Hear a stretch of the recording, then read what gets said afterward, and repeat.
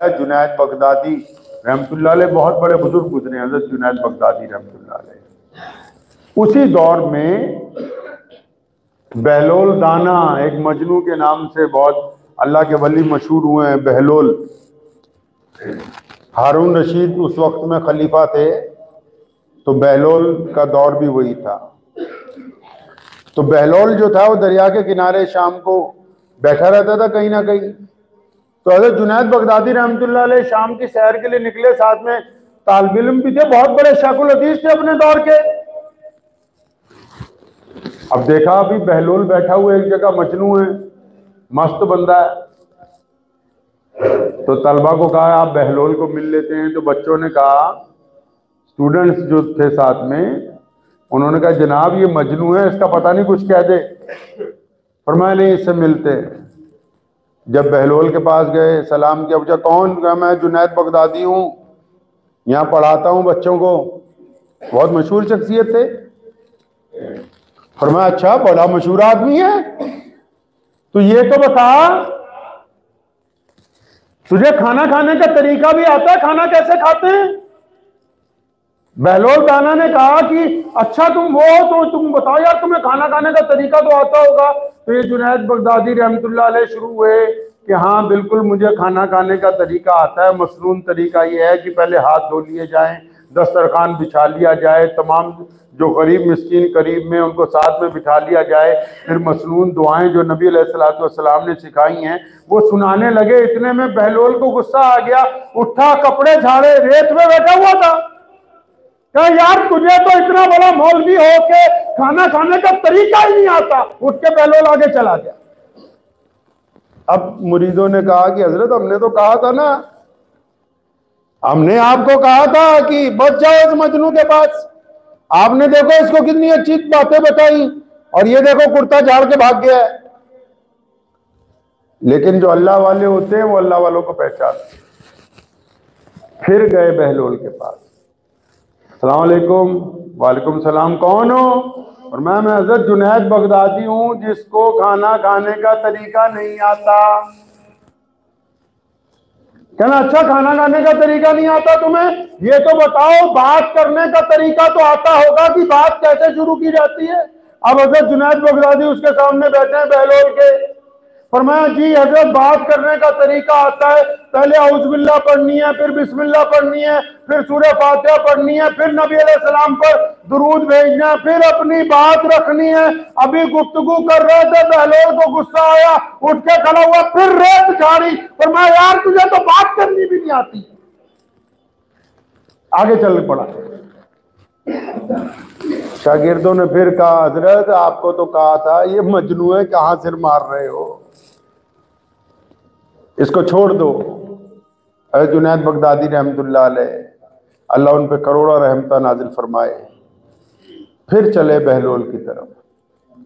सलाम किया, अस्सलाम वालेकुम। वालेकुम सलाम, कौन हो भाई? फरमाया हज़रत मैं जुनैद बगदादी हूँ, जिसको खाना खाने का तरीका भी नहीं आता, बात करने का तरीका भी नहीं आता। फरमाया अच्छा, फिर सोने का तरीका तो आता होगा, सोते कैसे हो तुम? फिर हज़रत जुनैद बगदादी शुरू हो गए, जी हाँ सोने का तरीका आता है, दाईं करवट सोना है, ये हाथ गाल के नीचे रख के सोना है, ये सुन्नत तरीका है। फिर फला फला दुआ पढ़ के सुनाई कि नबी अलैहिस्सलाम की मसनून अमाल ये है, रात को चारों कुल भी पढ़ लिए जाए, बेहतर है आयतुल कुर्सी पढ़ ली जाए। अभी ये सुना ही रहे थे, बहलोल को फिर गुस्सा आ गया, उठ के खड़ा हुआ, कुर्ता झाड़ा, रेत में बैठता ना तो बार बार, और यार कहता तुझे सोने का तरीका भी नहीं आता, बहुत बड़ा आलिम बना फिरता। फिर आगे को भाग गया। अब तलबा को जो है बड़ा गुस्सा आ रहा था, उनसे रहा नहीं गया, अपने उस्ताद का हाथ पकड़ा, कहते हजरत इतनी बेइज्जती हो गई, अब छोड़ो यार इसको।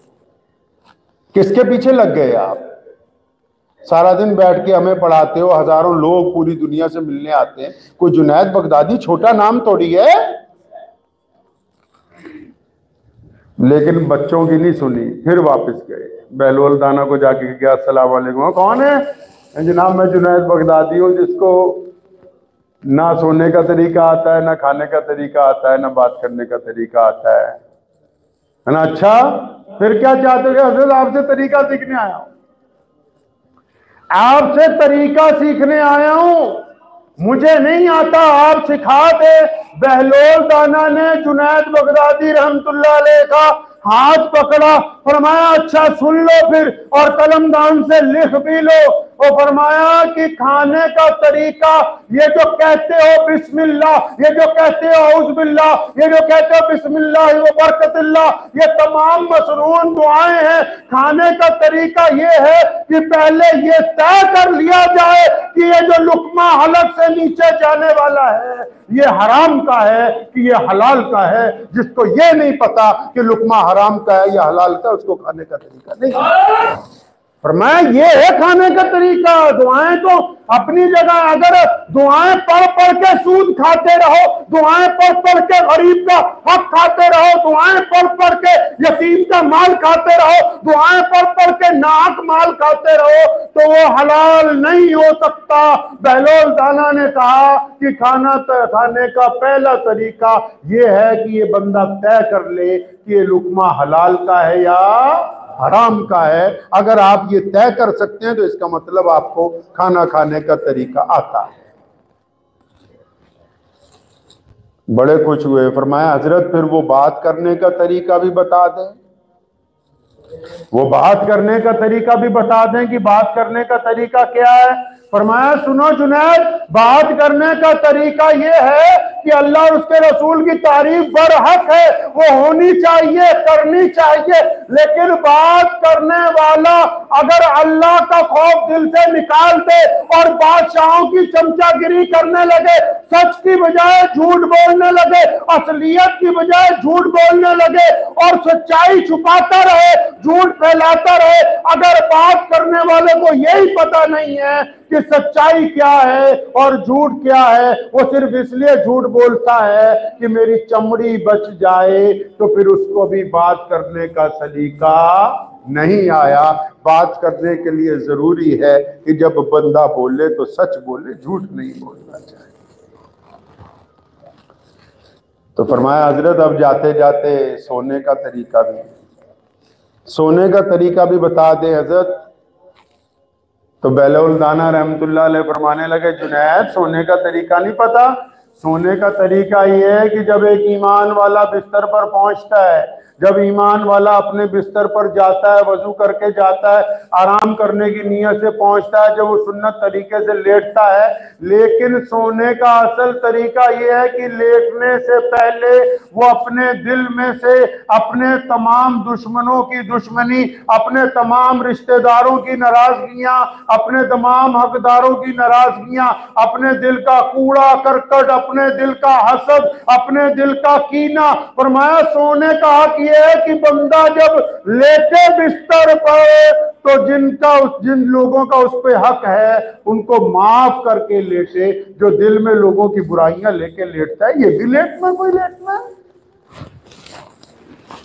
आजकल के मॉडर्न माँ बाप, बच्चा अगर ठगी मार के आता है बड़े शाबाशी देते, वाह वाह कमाल कर दिया, पूछो इससे कहां से लाया 10 रुपए भी।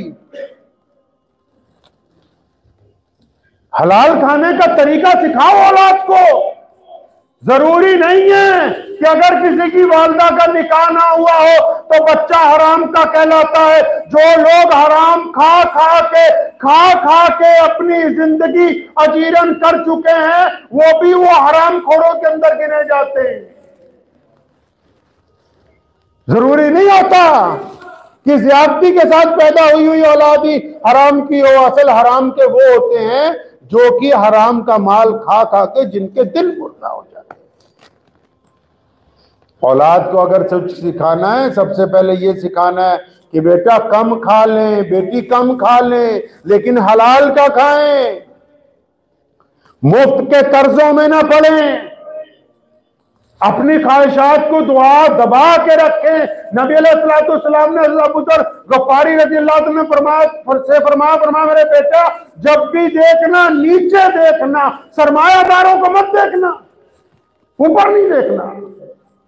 वसीयत फरमाई थी, फरमाया जितने मिस्कीन आए, जरूरतमंद आए, उनकी मदद करना, और जब भी देखना नीचे देखना, ऊपर नहीं देखना। अपनी औलाद को कौन समझाएगा? आजकल औलाद को कौन समझाने के लिए तैयार है? हम कर्जे उठा के औलाद के नखरे बर्दाश्त कर रहे हैं, और उस औलाद के नखरे बर्दाश्त कर रहे हो, कर्जे उठा के उन गलत बातों को मान दो कि जब इधर जान निकली इन्होंने कहा मौलवी साहब जितनी जल्दी जनाजा हो सकता है कर दो, जितनी जल्दी जनाजा हो सकता है अब्बा जी का अम्मा जी का जल्दी जनाजा कर दो। हम नहीं इंतजार करते जो रिश्तेदार आएंगे, कोई बात नहीं बाद में अफसोस करते रहेंगे। ये तो तुझे 10 घंटे 5 घंटे उस घर में बर्दाश्त नहीं करते जो इनके लिए बेईमानियां कर करके जोड़ा है, ये उसमें तेरा बिस्तर रखने के लिए तैयार नहीं।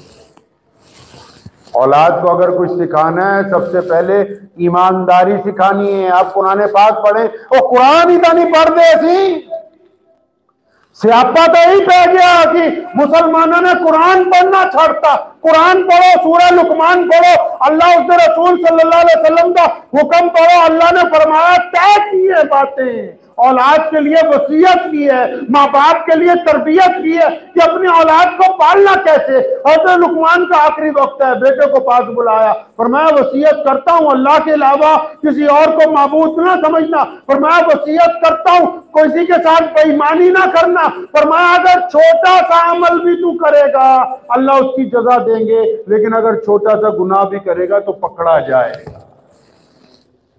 फरमाया अगर लोगों से गर्दनें मोड़ेगा, तकब्बुर करेगा। हम लोग क्या अपनी औलाद को सिखाते हैं? कॉन्वेंट स्कूल में पढ़ाओ।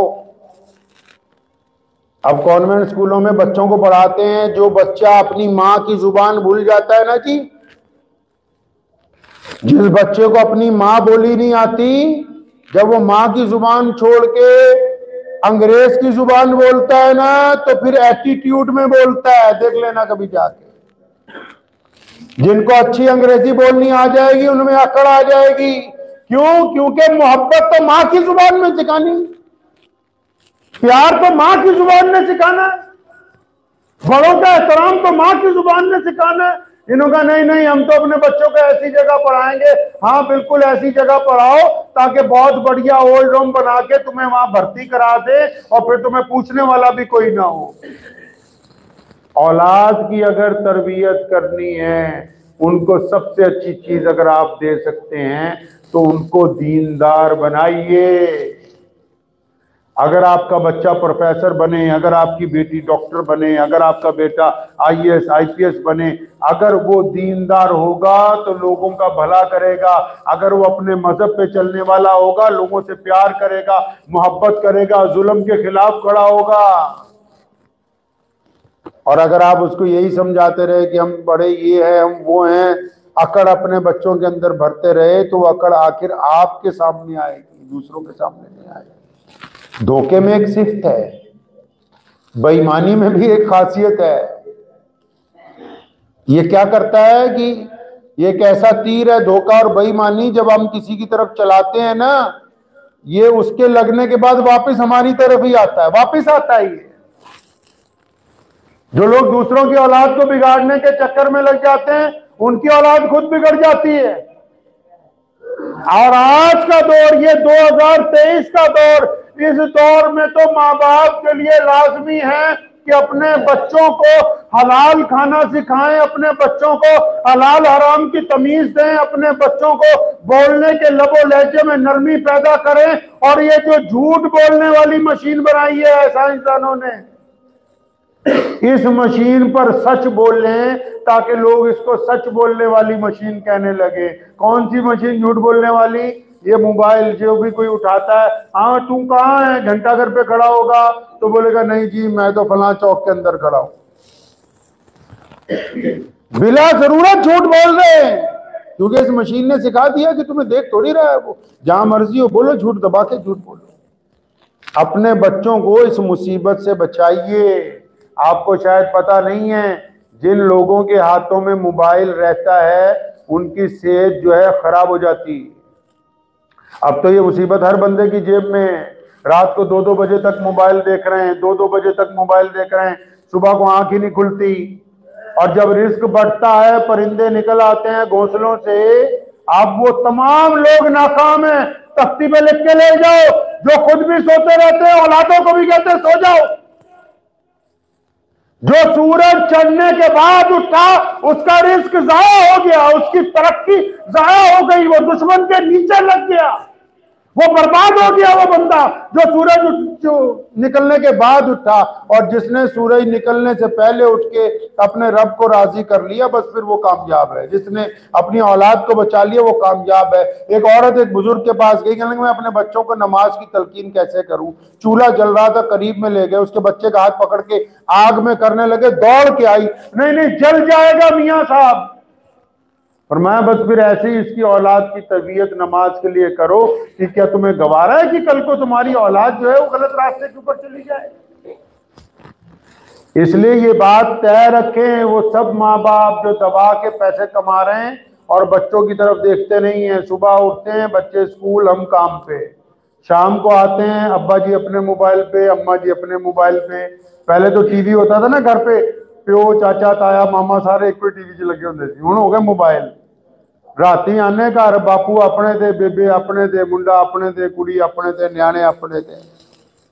इसको छोड़ दीजिए। जब छुट्टियां होती हैं, छुट्टियां तो घूमने जाने की बजाय उन लोगों के साथ भी यार कभी वक्त गुजारो जिनके साथ बचपन गुजारा है। अपने बच्चों के साथ भी दोस्ती कर लो। नबी अलैहिस्सलाम का वक्त नहीं है फिर कभी आपसे गुफ्तगू करूंगा। आज नबी अलैहिस्सलाम के अगर वाकयात पढ़ेंगे ना, नबी अलैहिस्सलाम ने अपने दुख दर्द कहां बांटे भाई, बताओ तो सही। कौन से ऐसे साहबी हैं जिनको नबी अलैहिस्सलाम ने बैठ के अपने दुख दर्द की बात की हो। अगर नबी अलैहिस्सलाम की जिंदगी देखनी है, उनकी राज की बातें देखनी है, उनके दुख दर्द की बातें देखनी है, तो नबी अलैहिस्सलाम अपनी बेटी सैयदना फातिमा ज़हरा रज़ियल्लाहु अन्हा, बच्चों के साथ दोस्ती करना नबी अलैहिस्सलाम की सुन्नत है। नबी अलैहिस्सलाम की सुन्नत है अपने बच्चों के साथ दोस्ती करना। इसलिए 2 कदम आगे बढ़िए, आंखें खोलिए। मुस्तकबिल में ये दुनिया जिनके हाथ में पकड़ानी है, अगर चाहते हैं कि ये दुनिया खूबसूरत रहे, इस दुनिया में नफरत ना हो, इस दुनिया में बेईमानी ना हो, ठगी ना हो, चोरी ना हो, बदमाशी ना हो, तो जो आज के बच्चे हैं इनके मुस्तकबिल को खूबसूरत बनाइए। इनमें नफरत ना भरिए, इनके अंदर दीनदारी लेके। तो इंशाअल्लाह ताला मैं ये उम्मीद करता हूं कि हम सब लोग जो है अपना कुछ ना कुछ वक्त जो है अपनी औलाद को जरूर देंगे इंशाअल्लाह ताला, और उनके अंदर वो सिफात पैदा करने की कोशिश करेंगे। गर्चे कुछ कामों से रोकते हुए ऐसा लगे कि बच्चे नाराज हो जाएंगे, अगर कुछ काम गलत हैं उनकी सेहत के एतबार से रोकिए। कुछ घंटों के लिए नाराज होंगे लेकिन उनके लिए उसमें फायदा होगा। तो इसलिए हमेशा इस बात को नोट कर लीजिए कि अगर हम बच्चों की सही तरबियत कर सके ता मरण तो बाद कोई याद करूगा। मेंबर से बैठा है, लोग आंदे भजे भजे, मौलवी साहब अब्बा जी इंतकाल कर गए, ये बच्चों को कोरमा खिलाना है, बिरयानी खिलानी है, कुरान पढ़ा देना। अच्छा कितना पढ़ा दें भाई? ठीक है 2-4 बच्चे पारा पढ़ देते होंगे मदरसे के, तो सारे ही थोड़ी पढ़ देते हैं। बच्चे तो खेलते खुलते होते हैं, एक दूसरे से मजाक करते रहते हैं। अगला प्यो तोड़ा मरे उन्हें तो 4-4 पेज इकट्ठे ही। एक बात है, तो अगर आपका बच्चा पढ़ा लिखा होगा वो अपने बाप के लिए दुआ करेगा, अपनी मां के लिए दुआ करेगा, कब्र में रात पहुंचेगी, रात पहुंचेगी। नबी अलैहि सलाम ने फरमाया कि जब किसी कब्र पे अजाब होता है तो अचानक फरिश्तों को हुक्म होता है रोक दो, तो पूछते हैं या अल्लाह क्या बात होगी? फरमाया इसका बच्चा मकतब में गया, उसने कुरान पढ़ा, बिस्मिल्लाहिर्रहमानिर्रहीम एक आयत पढ़ी, फरमाया इसका पुत्र कहता है कि मेरा रब बड़ा रहम करने वाला है। जिसका बच्चा ये कहता है कि मेरा रब रहम करने वाला है, तो उसका रब फिर उसके बाप को क्यों करेगा? तो दुआ कीजिए अल्लाह तबारक व तआला मुझे भी और आप सबको भी इन बातों पे अमल की तौफीक अता फरमाए। ठंड बहुत पड़ रही है भाई, क्या पड़ रही है जी? ठंड बहुत पड़ रही है। पहली गुजारिश तो ये, मैं गुज़िश्ता 15 दिन से किसी सफ़र पे नहीं गया, कल अचानक एक जगह जाना हुआ मोहाली के पास, तो अंदाज़ा हुआ कि दिन में भी हाईवे पे धुंध है। तो बिना ज़रूरत के, मेरे वालिद साहब रहमतुल्लाह अलैह फरमाया करते थे बिना ज़रूरत का सफ़र हराम है, बिना ज़रूरत का सफ़र अजाब है बंदे के लिए।